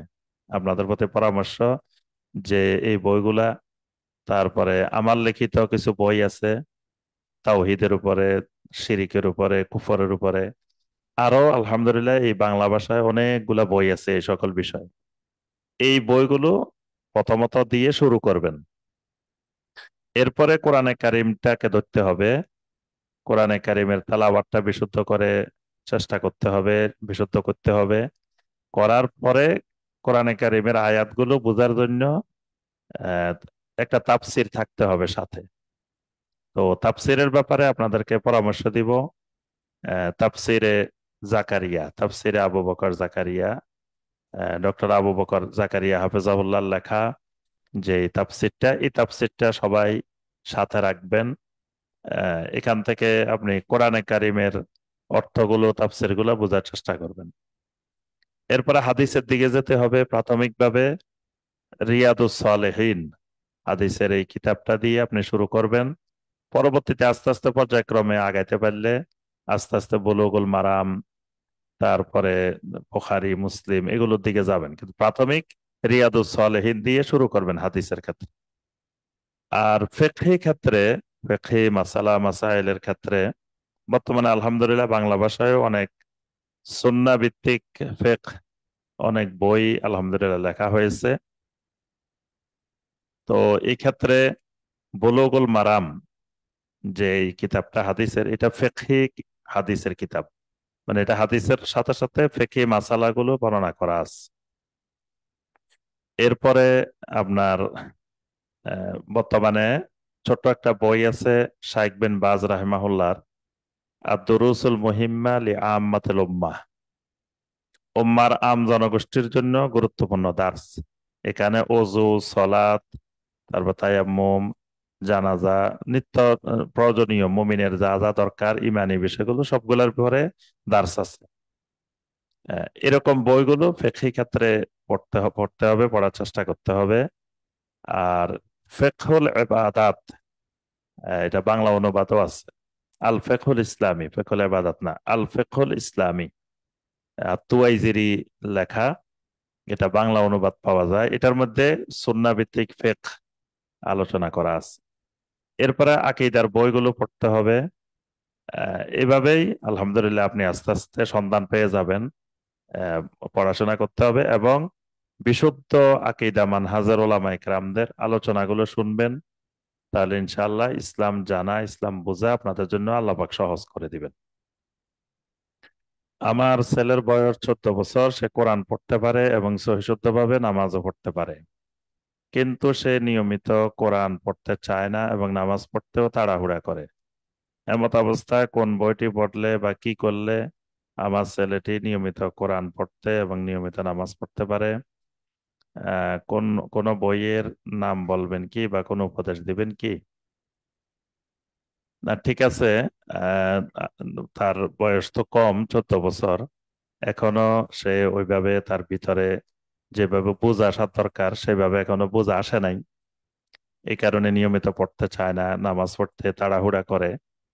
তো প্রথমত তাকে আস্তে আস্তে বুঝাইতে হবে, উপদেশ দিতে হবে এবং সবসময় দ্বীনি পরিবেশে ওলামা একরামদের সোহবতে রাখতে হবে। সোহবত খুবই গুরুত্বপূর্ণ একটি জিনিস। এজন্য তাকে সবসময় যে কোনো দ্বীনি মাজলিসে, দ্বীনি হালাকায়, দ্বীনি পরিবেশে তাকে রাখার চেষ্টা করতে হবে। আর সবসময় বাসায় আহ, সহি আকিদা মানহাজের ওলামা একরামদের আলোচনাগুলো শোনাবেন। তারপরে বিভিন্ন বই, ইসলামী যে বিশুদ্ধ আকিদা মানহাজের ভিত্তিতে যে বইগুলো, এই বইগুলো পড়ানোর চেষ্টা করবেন। তাহলে আস্তে আস্তে সে দিনটাকে বুঝতে পারবে, তার ভিতরে আস্তে আস্তে তাকওয়া আসবে। তখন সে আলহামদুলিল্লাহ নিয়মিত কোরআন পড়ার প্রতি আগ্রহ হবে, সালাত আদায়ও তাড়াহুড়া করবে না ইনশাআল্লাহ। তো সুনির্দিষ্ট বই এরকম আহ, এটাই পড়লে হয়ে যাবে তা না। ইসলামী যে বইগুলো আছে সেই বইগুলো তাকে বেশি বেশি পড়ানোর চেষ্টা করবেন। নবী সাল্লাল্লাহু আলাইহি ওয়াসাল্লামের সিরাতটা, নবী সাল্লাল্লাহু আলাইহি ওয়াসাল্লামের জীবনীটা তাকে বেশি বেশি পড়তে বলবেন। তাহলে ইনশাআল্লাহ আশা করা যায় আল্লাহ পাক তাকে বুঝদান করবেন। আমি নতুন এলাকায় শিফট করেছি, সেখানে কাছে একটি মসজিদ রয়েছে, অন্যান্য মসজিদগুলো বেশ দূরে। সেই মসজিদে মেম্বারের দেয়ালের সাথে পশ্চিম দিক বরাবর একটি কবর রয়েছে। এখন এই মসজিদে আমার নামাজ পড়া কি ঠিক হবে? যদি মসজিদের দেয়ালের সাথে, দেয়ালের পরে কবরস্থানের আলাদা কোনো দেয়াল না থাকে, মানে শুধু মসজিদের দেয়ালটাই আছে, সামনে আর কোনো দেয়াল নাই, কবরটা মসজিদের দেয়ালের কাছে লাগানো, তাহলে এই মসজিদে সলাত আদায় করা যাবে না। এই মসজিদে সলাত আদায় করলে সলাত হবে না। নবী সাল্লাল্লাহু আলাইহি ওয়াসাল্লাম স্পষ্ট নিষেধ করেছেন যে কবরের অভিমুখে বা কবরের সংযুক্ত মসজিদে সলাত আদায় করা, কবরকে সামনে নিয়ে সলাত আদায় করা যাবে না। তবে যদি এটা আলাদা করা থাকে, মসজিদের দেয়াল আলাদা, কবরের দেয়াল বা কবরস্থানের দেয়াল আলাদা করা আছে সামনে, তাহলে সলাত হবে। এক বোন হারাম সম্পর্কে থাকা অবস্থায় তার কিছু ছবি সেই ছেলের সাথে শেয়ার করেছিল, কিন্তু বোনটি দিনের পথে ফিরে আসার পর ছেলেটিকে ছবি ডিলিট করতে বললে ছেলেটি ডিলিট করবে না বলছে। বোনটি আল্লাহর কাছে প্রতিনিয়ত ক্ষমা চাচ্ছে, দোয়া করে যাচ্ছে। এই অবস্থায় বোনটি কি গুনাহগারেই থেকে যাবে নাকি আল্লাহ মাফ করে দিবেন? জি, এখানে তিনি প্রথমে যে কাজটা করেছেন মারাত্মক ভুল কাজ করেছেন, যে তার ছবি অন্যের হাতে দিয়ে দিয়েছেন। আর যে বলছে ডিলিট করবে না, বোঝা যায় সে ছেলেও খারাপ ছেলে। হ্যাঁ, তো এজন্য যদি আল্লাহর কাছে তওবা করেন, ক্ষমা করেন, আল্লাহর কাছে সবসময় ইস্তেগফার করেন, তওবা করেন, দোয়া করেন, তো ইনশাআল্লাহ আশা করি আল্লাহ সুবহানাহু ওয়া তাআলা আপনাকে ক্ষমা করে দিবেন। যে আপনি আপনার ভুল বুঝতে পেরেছেন এবং আল্লাহ সুবহানাহু ওয়া তাআলার কাছে তওবা করে ফিরে আসেন। আল্লাহ ক্ষমা করে দিবেন। এখন ওইটা ডিলিট করা যেহেতু আপনার হাতে নাই, তা আপনার আর এখানে কিছু করার নাই। আল্লাহ সুবহানাহু ওয়া তাআলা আপনাকে ক্ষমা করে দিবেন ইনশাআল্লাহ। আমার একটা প্রশ্ন ছিল, সেটা হচ্ছে আমি এতদিন জানতাম রাসূল সাল্লাল্লাহু আলাইহি ওয়াসাল্লাম রাতে ঘুমানোর আগে সূরা সেজদা এবং সূরা মুলুক না পড়ে ঘুমাতেন না। আমি নিজেও এটা জানার পর থেকে এই আমল করতাম, কিন্তু কিছুদিন আগে শুনলাম যে সূরা সেজদা পড়ার বিষয়টা সহি না, এটা নাকি দুর্বল হাদিস, একটু জানাবেন। জি, সূরা মুলক পড়ার ব্যাপারে যে হাদিস, এটা সহি হাদিস। এটা আপনি নিয়মিত আমল করতে পারেন, কোনো অসুবিধা নাই। আর সূরা সাজদার যেটা, এটা সহি হাদিস না, আপনি ঠিকই শুনেছেন। তো দুর্বল হাদিসের উপরে ভিত্তি করে যদি আপনি ওই ফজিলতের আশায় নিয়মিত আমল করেন, এটা বেদাত হবে। এই কারণে আপনি মাঝে মধ্যে সূরা সাজদা পড়তে পারেন, কোরআনে কারিমের সূরা, কিন্তু এটাকে নিয়মিত ফজিলত মনে করে যদি পড়েন দুর্বল হাদিসের উপরে ভিত্তি করে, তখন এটা বেদাত হয়ে যাবে, এটা গুনাহ হবে। বেদাত চিনার 1 নম্বর মূলনীতি হলো দুর্বল হাদিস এবং জাল হাদিস। যদি আমার আমলটার ভিত্তি দুর্বল হাদিস হয় অথবা জাল হাদিস হয়, এটা যদি আমি করতে থাকি, এটা সর্বসম্মতভাবে এটা বেদাত। আচ্ছা, মহিলারা শ্বশুর বাড়িতে কোন সম্পর্ক পর্যন্ত আত্মীয়তা সম্পর্ক বজায় রাখা আবশ্যক? শ্বশুর বাড়িতে স্বামীর মা বাবা, ভাই বোন, তারপরে শ্বশুরের সাথে সম্পর্কিত যে সকল আত্মীয় স্বজন আছে, শ্বশুরের সাথে আত্মীয় স্বজন বলতে শ্বশুরের ভাইয়েরা, শ্বশুরের বোনেরা, আহ, ওদের যে সন্তান, ওদের যে পরিবার, এগুলোর সাথে। আবার শাশুড়ির সাথে সম্পর্কিত যে আত্মীয় স্বজন, শাশুড়ির ভাইয়েরা, শাশুড়ির বোনেরা, এই সকল। তারপরে এই ননদের সাথে বা স্বামীর বোনদের সাথে সম্পর্কিত যে ফ্যামিলি গুলো, তারপর ভাইদের সাথে সম্পর্কিত যে ফ্যামিলি গুলো, এগুলোর সাথে আত্মীয়তা সম্পর্ক বজায় রাখা আবশ্যক। মাঝে মাঝে ইবাদতে খুবই মনোযোগী হই, আবার কখনো কখনো সে মনোযোগ থাকে না। এই অবস্থা থেকে উত্তরণের উপায় কি? আপনি দেখবেন, ইন্টারনেটে সার্চ দিলেই পাবেন, এবং islamhouse.com-এও আছে, যে সলাতে খুশু খুজু বৃদ্ধি করার উপায়। এবং এই ব্যাপারে আমার একটা আলোচনাও আছে, আমাদের তাফসিরুল কোরআন.com-এ পাবেন, যে সলাতে খুশু খুজু কিভাবে বৃদ্ধি করতে হয়। খুশুটা হলো মনোযোগটা, বা সলাতের মধ্যে মনোযোগী হওয়া, বিনয়ী হওয়া। এই খুশু খুদু, এটা হলো সলাতের রূহ। যে সলাতের মধ্যে খুশু আছে, এটা জীবন্ত সলাত। যে সলাতের মধ্যে খুশু নাই, এটা মৃত সলাত। এই জন্য সলাতের খুশুটা সলাতের রূহ। এই কারণে খুশুটা খুবই গুরুত্বপূর্ণ, কিন্তু খুশুটা আসা না আসার আমাদের অনেক কারণ আছে। প্রথম কারণ, ইমান বিশুদ্ধ না থাকলে সলাতে খুশু আসবে না। এই জন্য মুনাফিকদের সলাতের ব্যাপারে আল্লাহ পাক বলছেন, ওয়াইজা কমু ইলা সলাতে কমু কুসালা ইউরাউনান নাসা ওয়ালা ইয়াযকুরুনাল্লাহা ইল্লা কলিলা। মুনাফিকরা যখন সলাতে দাঁড়ায়, কমু কুসালা, অলসতাপূর্ণ ভাবে দাঁড়ায়, মানে অলস ভাবে দাঁড়ায়, মানে সুন্দরভাবে শক্ত হয়ে সলাতের মধ্যে দাঁড়ায় না। তো এই অলসতাপূর্ণ ভাবে দাঁড়াচ্ছে কেন? তার ইমান বিশুদ্ধ নেই। ইউরা উনান নাস, তার মনে নিয়ত মানুষকে দেখানো। মুনাফিক সালাত আদায় করে মানুষকে দেখানোর জন্য। ওয়ালা ইয়াযকুরুন আল্লাহ ইল্লা কলিলা, সামান্য ছাড়া আল্লাহর জিকিরও করে না। তাহলে ইমান বিশুদ্ধ না থাকলে আমার সলাতে খুশু খুজু আসবে না। এজন্য আমার ইমানকে শিরিক মুক্ত, কুফর মুক্ত, নেফাক মুক্ত, বেদাত মুক্ত করতে হবে। এরপরে সলাতে খুশু খুজু আসতে হলে আমার খাবার হালাল হইতে হবে।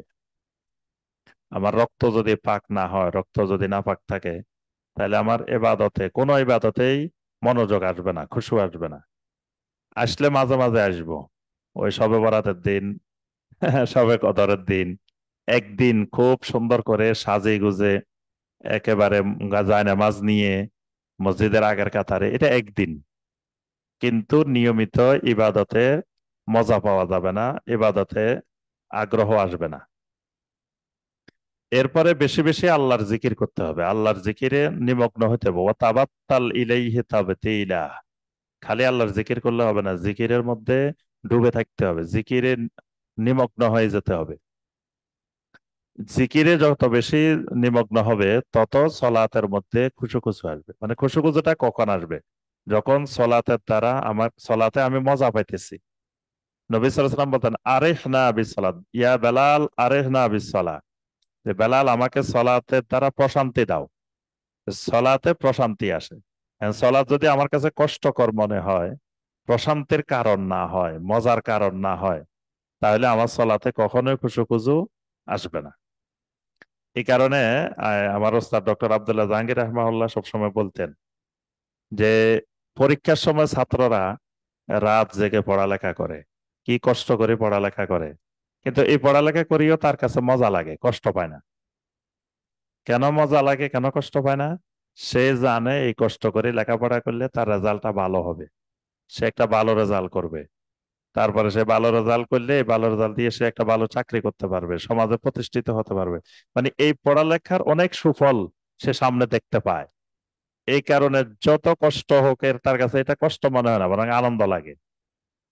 ঠিক কোন আল্লাহর এবাদতকারী বান্দা যদি এটা তার অন্তরে বদ্ধমূল হয় যে এই এবাদতের দ্বারা আমার আখেরাতে অনেক পুরস্কার অপেক্ষা করতেছে, এগুলো যখন তার সামনে চলে আসবে, তখন সে যত ইবাদত করবে তত মজা লাগবে, যত ইবাদত করবে তত মজা লাগবে। সাহাবায়ে কেরাম ইবাদতে মজা পেতেন এই কারণে, কারণ আখেরাত তাদের সামনে ছিল।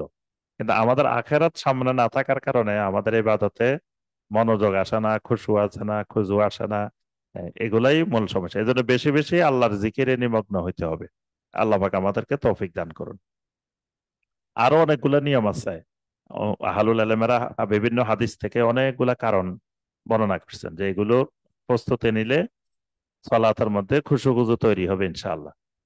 আমি বেদিন থাকা অবস্থায় আমার বাবা মা অনেক কষ্ট করে অনেক পড়িয়েছেন। আমি ডিপ্লোমা ডাক্তার, জব করলে অনেক সমস্যা, প্লাস পর্দার সমস্যা। আমার বর বিয়ের সময় বলেছিল চেম্বার করে দিবে, কিন্তু চেম্বারে বর্তমান প্রেক্ষাপটে ভালো আয় করা খুব কঠিন, আর আমার ইচ্ছাও নাই। এখন আমি প্রতি মাসে আমার আব্বাকে 1,000 টাকা করে দিই। এতে যদি আব্বা কষ্ট পায় যে টাকা দিতে পারি না, তাহলে কি আমার গুনাহ হবে? আমার কি চেম্বার করে দেখা উচিত আমার আয় কেমন হয়, আর আব্বাকে যাতে টাকা দিতে পারি? চেম্বার করলে সংসার, সন্তান, এলেম অর্জন এগুলো অনেক কঠিন হয়ে যাবে। আমাকে উত্তম নসিহা দিবেন, আমার কি করা উচিত ইনশাআল্লাহ। জি, প্রথম কথা হলো আপনার সবার উপরে খেয়াল রাখতে হবে পর্দা। পর্দার সমস্যা সৃষ্টি করে কোনো জায়গায় জব করা, চাকরি করা নারীদের জন্য বৈধ না। পর্দা বলতে শরীরই সব পর্দা, খালি বোরকা বললাম এটাই পর্দা না। বোরকা বল, আমি যেখানে চাকরি করব, কর্মস্থল আমার পুরুষদের থেকে আলাদা কিনা, সেখানে আমি কোনো হয়রানির শিকার হই কিনা, আমি সুন্দরভাবে সেখানে পর্দার সাথে আমি কাজগুলো করতে পারি কিনা, এগুলো সবগুলো মিলেই পর্দার বিষয়টা আগে খেয়াল করতে হবে। আর যেহেতু আপনার আব্বা অনেক কষ্ট করে পড়িয়েছেন, তো সম্ভব হলে বাবাকে অবশ্যই এই ক্ষেত্রে সহযোগিতা করা আপনার উপরে দায়িত্ব, কর্তব্য। আর বাবার থেকে দেখাশোনা করা, ছেলেদের যেমন দায়িত্ব আছে মেয়েদেরও দায়িত্ব আছে। মেয়েরা কিন্তু বিয়ে হয়ে যাওয়ার পরে, অন্য জায়গায় চলে যাওয়ার পরে অনেকে মনে করে মেয়েদের আর কোনো দায়িত্ব নেই, কিন্তু বাবাকে দেখাশোনা করা মেয়েদেরও দায়িত্ব আছে। এই কারণে আপনি ওই যে চেম্বারের কথা বলছেন, যদি হয় যে চেম্বারের মাধ্যমে আপনি কিছু আয় করতে পারবেন পর্দা রক্ষা করে, আপনি সেখানে বেশি সময় দিলেন না, সময়টাকে ভাগ করে নিলেন। কিছু সময় সংসারের জন্য, সন্তান সন্ততির জন্য, এলেম শিক্ষার জন্য দিলেন, ওখানে আপনি কিছু সময় দিলেন। সময়টাকে আপনি রুটিন ওয়াইজ ভাগ করে নিলেন, সংসার পরিবার ঠিক রেখে ওখানেও একটু সময়, বাড়তি সময় দিলেন। তাহলে কিছু উপার্জন হলো, আপনি বাবাকেও দিতে পারলেন। এভাবে আপনাকে চেষ্টা করা দরকার যে একটা ভারসাম্য রক্ষা করে নিজের বাবাকে দেখাশোনা করা, সহযোগিতা করা। আল্লাহর সাথে সম্পর্ক খুব দুর্বল হয়ে যাচ্ছে, খুব ভয় লাগছে, কিছু ভালো লাগছে না, উক্ত অবস্থা কিভাবে ঠিক হবে? আলহামদুলিল্লাহ, এটা তাড়াতাড়ি ঠিক হয়ে যাবে। যেহেতু আপনি বুঝতেই পারতেছেন যে আল্লাহর সাথে আপনার সম্পর্ক দুর্বল হয়ে যাচ্ছে। যে নিজের রোগ বুঝতে পারে সে রোগ ধরা পড়লে তাড়াতাড়ি সুস্থ হয়ে যায়। আর রোগ যদি ধরা না পড়ে তাহলে সুস্থ হওয়া কঠিন। তো যেহেতু আপনি বুঝতে পারতেছেন আলহামদুলিল্লাহ যে আল্লাহর সাথে আপনার সম্পর্ক দুর্বল হয়ে যাচ্ছে, তাহলে ইনশাআল্লাহ আস্তে আস্তে সবল হয়ে যাবে। আপনি বেশি বেশি আল্লাহর জিকির বৃদ্ধি করে দেন, তারপরে সলাৎ, নফল সিয়াম, তেলাওয়াতে কোরআন এগুলো বৃদ্ধি করে দেন, তাহলে ইনশাআল্লাহ অন্যান্য ইবাদত গুলো আল্লাহর সাথে সম্পর্কটা বৃদ্ধি পাবে ইনশাআল্লাহ। আকীদাগত ত্রুটি আছে এমন কাউকে ধর্মীয় কারণে পছন্দ করা যাবে কিনা, অথবা তাদের লেখা বই পড়া যাবে কিনা? আকীদাগত ত্রুটি কোনো অবস্থায় ক্ষমার যোগ্য না। আমলের ত্রুটি ক্ষমার যোগ্য হইতে পারে, কিন্তু আকীদার ত্রুটি ক্ষমাযোগ্য না। এজন্য আকীদার ত্রুটি থাকলে এমন ব্যক্তিকে আপনি ধর্মীয় কারণেও পছন্দ করতে পারবেন না, এবং তাদের লেখা বইও পড়া যাবে না যদি আকীদাগত ত্রুটি থাকে। আর আমলগত ত্রুটি থাকলে, যে পরিমাণ আমলগত ত্রুটি আছে ওই পরিমাণ তাকে অপছন্দ করবেন, যে পরিমাণ আমল ঠিক আছে ওই পরিমাণ তাকে পছন্দ করবেন। তবে তার সোহবত থেকে দূরে থাকতে হবে, যেহেতু তার কাছে আমলগত ত্রুটি আছে। ওই মানুষগুলোর সোহবতে বেশি থাকতে হবে যাদের মধ্যে আকীদাও বিশুদ্ধ আছে, পাশাপাশি আমলও আছে। মা আমাকে কাছে বিয়ে দিতে চায়, কিন্তু কাছে সহি আকীদার পাওয়া যাচ্ছে না। মা মাজার পূজারের ঘরে বিয়ে দিতে রাজি কাছের জন্য। দূরে একজন সহি আকীদার ছেলে পাওয়া গেছে, সেখানে বিয়ে দিতে আমি এবং বাবা ও ঘরের সবাই রাজি বিয়ে দিতে, কিন্তু মা তেমন রাজি নেই। ছেলের বাড়ি দূরে, তাই এমন অবস্থায় আমার বিয়ে হইলে আমার কি গুনাহ হবে মাকে নারাজ করে বিয়ে করার জন্য? না বোন, আপনি বিয়ের ক্ষেত্রে অবশ্যই সহি আকীদার ছেলেকে অগ্রাধিকার দিবেন, সেটা যত দূরেই হোক। আর আপনার আম্মা হয়তো বিষয়টা আকীদার বিষয়টা বুঝতেছে না, ওনার কাছে আকীদার বিষয়টা স্পষ্ট না। আর আপনি তো ওই সংসারে জীবন যাপন করবেন, মা তো আর থাকবে না, মা ওই সংসার যাবেও না, থাকবেও না, কিছুদিন পরে মা চলে যাবে। তাই আপনি কোনো অবস্থায় মায়ের কথা শুনে মাজার পূজারীর সাথে কোনো অবস্থায় বিয়েতে রাজি হবেন না। মাকে নারাজ করে হইলেও ওই সহিহ আকীদার ছেলের সাথে আপনার বিয়ের ব্যবস্থা করবেন ইনশাআল্লাহ। গ্রামে বিবাহের দিন অনেক মহিলা মিলে দূর থেকে কলসি দিয়ে পানি আনে, এবং হলুদ ও ঘাস বিভিন্ন উপকরণ দিয়ে পাত্র পাত্রীকে গোসল করায়। বিবাহতে এরকম বিশেষ কোনো গোসল আছে কিনা জানতে চাচ্ছি। এরকম বিশেষ কোনো গোসল নাই। এই গোসল সম্পূর্ণরূপে বেদাতি কাজ। যদি এই গোসল আছে মনে করে বা সওয়াবের কাজ মনে করে, তাহলে এটা বেদাত হবে। আর যদি সওয়াবের উপকরণ বা এটা ইসলামী কোনো বিষয় মনে করে না, তাহলেও গুনাহ হবে, এটা হারাম হবে, এটা বিজাতীয় সংস্কৃতি, এটা অমুসলিমদের সংস্কৃতি, এটা মুসলিমদের সংস্কৃতি না। সে বিবাহ করবে, বিবাহের কোনো গোসল নাই। গোসল আছে জুমার গোসল, জুমার দিন গোসল করা সুন্নত। এহরামের জন্য, এহরামের উদ্দেশ্যে গোসল করা সুন্নত। আরাফাত দিন গোসল করা সুন্নত। এগুলা গোসলের ফজিলত আছে, কিন্তু বিবাহের জন্য আলাদা কোনো গোসল নাই। আর মহিলারা তো পুরুষের জন্য গোসল করাবে, এটা তো হারাম। মহিলারা পানি আনবে কেন, ওই পুরুষের সামনে যাবে কেন? এগুলো তো সম্পূর্ণ হারাম কাজ, বিজাতীয় সংস্কৃতি, কুসংস্কার। মানুষ আক্ত করে বিয়ে করলে সর্বোচ্চ কতদিন পরে আনুষ্ঠানিক বিয়ে করা যায়? আনুষ্ঠানিক বিয়ে আর আকদে বিয়ে দুই রকম না, এখানে জিনিসটা আপনি বুঝতে পারেন নাই। আকদ মানে বিয়ে, আকদ মানে বিয়ে, অনুষ্ঠান হওয়া দরকার না, মানে আকদ হয়েছে, বিয়ে হয়ে গেছে। এখন আপনি অনুষ্ঠান, ওয়ালিমা যে কোনো সময় করতে পারেন, সেটা পরবর্তীতে, তবে সাথে সাথে করে ফেলতে পারলে ভালো। কারণ পরবর্তীতে অনেক সময় করা হয় না, আর দেখা যায় অনেক দিন হয়ে গেছে, অথবা সন্তান সন্ততি হয়ে গেছে, তখন আর মানুষ এগুলা করতে চায় না। এই জন্য সাথে সাথে করে ফেলা ভালো। তবে ওই আকদ হয়ে গেছে মানে বিয়ে হয়ে গেছে। আচ্ছা, খারেজি এবং বাগি কি একই? না, খারেজি আর বাগের মধ্যে পার্থক্য আছে। খারেজি তো হলো আকীদার বিষয়, যে যে ব্যক্তি আহ উগ্রপন্থার আকীদা পোষণ করে। উগ্রপন্থার আকীদা বলতে যে মুমিনদেরকে কাফের বানায়, তারপর কবিরা গুনাহকারীদেরকে স্থায়ী জাহান্নামী বানায়। তারপর এরকম অনেকগুলো আকীদার বিষয়, যে আকীদাগুলো খারেজিরা পোষণ করে। আর বাগী হলো বিদ্রোহী। বাগী হলো বিদ্রোহ করা। কিরকম বিদ্রোহ? যে একটা ইসলামী সরকার, ইসলামী হুকুমত কোরআন সুন্নাহ অনুযায়ী রাষ্ট্র পরিচালনা করে, ওই ইসলামী সরকারের বিরুদ্ধে সে যখন আহ আপনার অস্ত্র ধারণ করে, তার বিরুদ্ধে দাঁড়ায়, তখন এই লোককে বলা হয় বাগী। এই বাগী মারা গেলে বাগীর জানাজাও হবে না, কারণ সে কোরআন সুন্নাহর বিরুদ্ধে দাঁড়িয়েছে, খেলাফতের বিরুদ্ধে দাঁড়িয়েছে। এই জন্য খারেজি এবং বাগী একই না, তবে খারেজি বাগীর মধ্যে কিছু মিল থাকে। মিল হলো মানে বাগী যেমন ইসলামী সরকারের বিরুদ্ধে বিদ্রোহ করে, খারেজিও ইসলামী সরকারের বিরুদ্ধেও এরকম বিদ্রোহ করে। যেমন খোলাফায়ে রাশেদিনের খেলাফতের বিরুদ্ধে বিদ্রোহ করছে খারেজিরা। অর্থাৎ যে খেলাফতকে নবী সাল্লাল্লাহু আলাইহি ওয়াসাল্লাম বলছেন খেলাফত আলা মেনহাজে নবুয়া, নবুয়তের আদলে খেলাফত, সেই খোলাফায়ে রাশেদিনের বিরুদ্ধে তারা অস্ত্র ধারণ করছে। এই জন্য বাগী আর খারেজির কিছু ক্ষেত্রে মিল আছে, কিন্তু সম্পূর্ণ এক না। আসরের সালাতের পর কোন নফল সালাত পড়া যায় না কেন?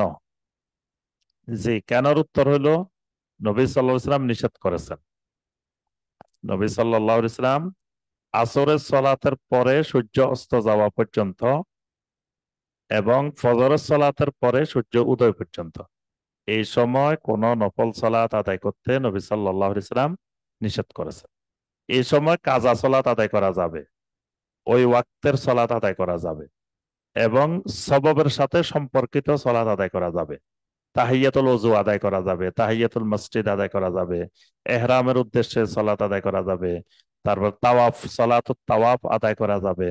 এরকম যেগুলো সববের সাথে সম্পর্কিত সালাত, এগুলো আদায় করা যাবে। এর বাহিরে অন্য নফল সালাত এ সময় আদায় করা যাবে না, কারণ নবী সাল্লাল্লাহু আলাইহি ওয়াসাল্লাম নিষেধ করেছেন। তাই এর বেশি কারণ আর ব্যাখ্যা আমাদের জানার দরকার নাই। আল্লাহ রাসূল মানা করছেন, বাস এটাই কারণ। আল্লাহ পাক আমাদের সবাইকে কোরআনে কারীম এবং সহিহ হাদিসের আলোকে দিনকে জানার, দিনকে বুঝার এবং দিনের উপরে ইস্তেকামত থাকার আল্লাহ পাক তৌফিক দান করুন।